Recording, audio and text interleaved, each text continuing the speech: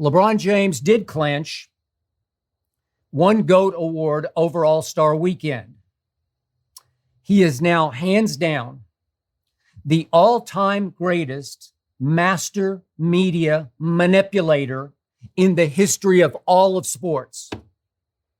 Any athlete, any year, any era, any time, hands down, LeBron stole this award and ran with it over the weekend. What he just pulled off was, to me, hilariously brilliant. Master media manipulator. The phony GOAT, as I call him in the basketball context, just managed to scapegoat Lakers GM Rob Pelinka for not fixing the problem that LeBron himself created in the first place. Look, by all accounts, and I first guessed this, LeBron James was the one responsible for telling Pelinka no on a Buddy Hield deal that he had on the table, all but done, just needed LeBron to sign off on with the Sacramento Kings. LeBron pushed and pushed and pushed some more for the Lakers to go get Russell Westbrook. Again, I first guessed this on Undisputed. I said, disaster waiting to happen. Will not fit, will not work. And boy, was I right about this one. But I also first guessed that LeBron had two ideas in mind here. He had a two-pronged approach to this, two-pronged master plan. First, he would try to pull off something that obviously Kevin Durant could not, would not, should not even have ever tried, and that is to win with Russell Westbrook in Oklahoma City. If he could pull that off, if he could pull off what James Harden couldn't pull off, if he could pull off what Paul George couldn't pull off in Oklahoma City, if he could pull off what Kawhi said, I don't want any part of, then LeBron could maybe help his GOAT case by saying, look what I did, ladies and gentlemen. I won with Russell Westbrook. I did something nobody else could do.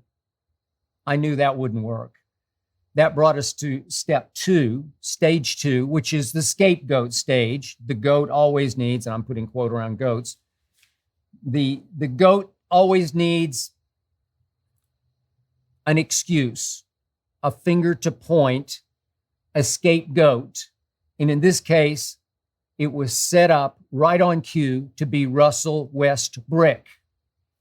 Well, not only was he the GOAT, but Russ failed so badly and so quickly that he was almost a too obvious scapegoat. And all of a sudden, LeBron, as the Lakers began to fail, saw a way out, a road possibly to redemption.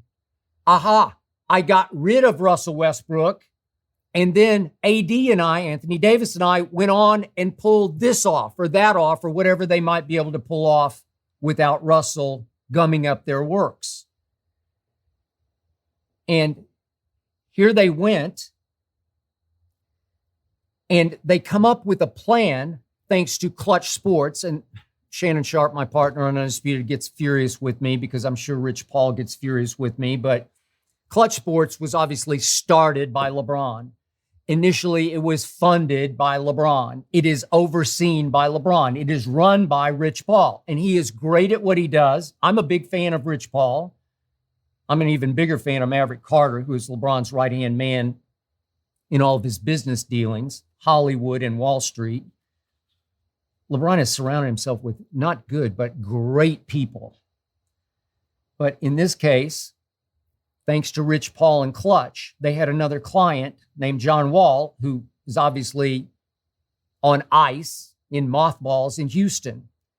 So obviously it made sense suddenly to LeBron and to Rich, well, let's just trade problems because John Wall is irrelevant to this equation.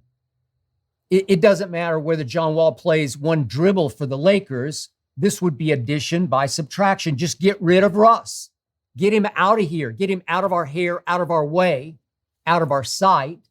Let Houston use him as a sideshow as they continue to rebuild, a drawing card, which he still is. And whether John Wall sits on the bench or leads the bench mob or whatever he does, just doesn't matter to the equation. Addition by subtraction. Obviously, Houston says, well, we'll take him off your hands, but we at least need your 2027 first-round pick. And guess what Jeannie Buss finally said? Daughter of Dr. Jerry Buss. She's tough, Jeannie. She's smart. She's been around. She grew up in this business. And she finally said, that's enough. I've seen and heard enough of LeBron James running this show. He's the one who wanted Russ. I'm not going to let him undo his mistake, costing us our first in 2027 when obviously LeBron will no longer be a Laker. So Jeannie put her foot down and said no. And here came LeBron with a 21-gun salute. On the attack over All-Star Weekend, dating back to last week, it was so transparently childish. It was so transparently petty. LeBron now wears the crown of biggest diva in the history of sports. There's never been anything like this guy. Great talent, still the best passer in basketball, still the greatest driver of the basketball I've ever seen, still has the highest IQ on the basketball court. And he is the biggest diva who ever stepped on a basketball court or a football field or any other field of play. He is the drama king. And it actually started last week with the social media post concerning Les Snead, the Rams GM. You remember what it was. LeBron posted the picture of the t-shirt that actually Les Snead's kids got for him that says, F those picks. Well, obviously, Les Snead traded away his present and his future for what turned out to be a Super Bowl champion because he acquired the talent he needed to win now.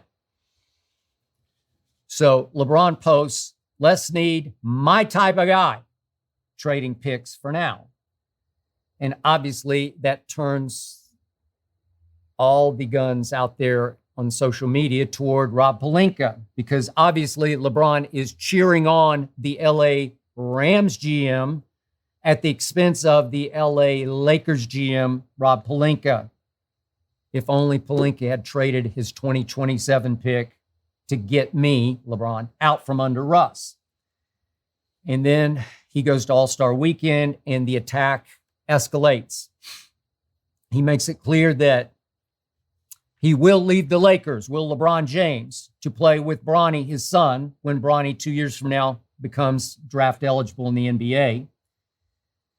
And in so doing, he makes the point that, speaking of Oklahoma City, Sam Presti is actually the MVP of the Oklahoma City Thunder, and LeBron actually presented him as the MVP of GMs of the league because of all the genius moves Sam Presti has pulled off drafting players in OKC.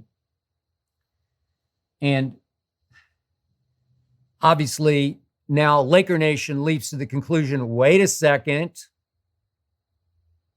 Sam Presti has 4 first-round picks in what would become the Bronny draft. So does that mean LeBron is angling to get out of Laker Nation to Oklahoma City to play with Bronny for a year or maybe a couple of years? Is he pushing Sam Presti to draft Bronny? To me, I'm afraid he's pushing for his son to get overdrafted. I just don't think his son's going to be a first-round pick. I could be wrong about that. I haven't had the privilege, the opportunity of studying Bronny playing high school basketball. I assume unless LeBron gets the rule changed, which he is capable and powerful enough to get it changed, I assume I'm going to get to watch Bronny play a year of college basketball. I'm just going to guess it would be at Duke. I don't know that. But from everything I read, everything I hear, the clips I see, I'm just not sure at this point Bronny projects as a first-round NBA pick. But LeBron's going to get him drafted high, and he's going to get him paid because somebody could get the package deal of Bronny and Bron. Even though Bron may only have a year or so left, it might be worth it to a Sam Presti. So here we go again. Attack on Pelinka. And then reports became rampant that LeBron was upset with Pelinka for not trading the first round pick. And this led to a report on ESPN.com from my friend Brian Windhorst, who does a great job of covering LeBron because he's covered him since middle school. And I did read one line in Brian's column on this, LeBron on the attack, that stopped me in my tracks. Brian Windhorst suggested that back in 2018, LeBron got so upset with the Cavs management, starting obviously at the top with Dan Gilbert, the owner, with whom he had feuded constantly. And I thought the bridge got burned the first time around, but it didn't. And now it was on fire again, according to Brian, because he said that members of the Cavaliers front office believed that LeBron was shutting it down because he did not like the makeup of that 2018 Cavs team leading into the trade deadline period. Wait a second. LeBron was quitting on the Cavs? I had never heard that. It didn't readily jump off the TV screen to my eye, but Brian's report was that members of the Cavaliers saw it before others could see it.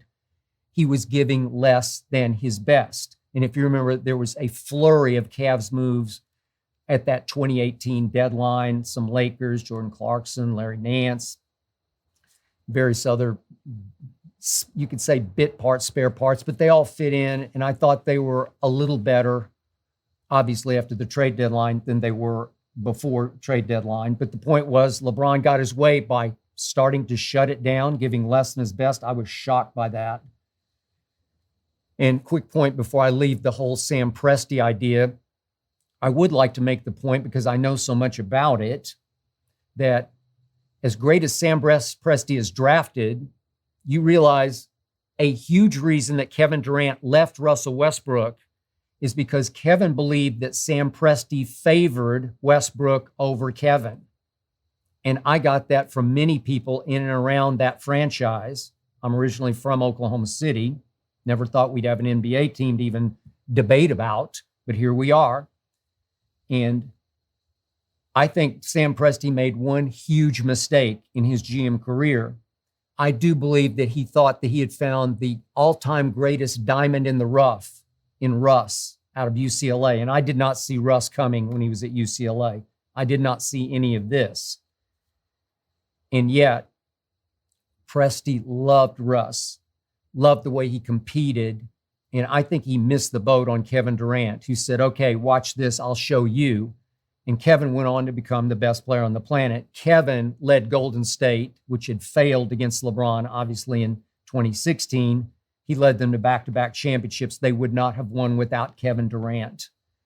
He was the leader of that team. He was the on-floor biggest shot maker, biggest clutch player. And as you recall, in 2 game threes back-to-back in 2017 and 18 in LeBron's house, Kevin just took over the finals, took over those games and won back-to-back finals MVPs. So Presti missed the boat on that one, LeBron.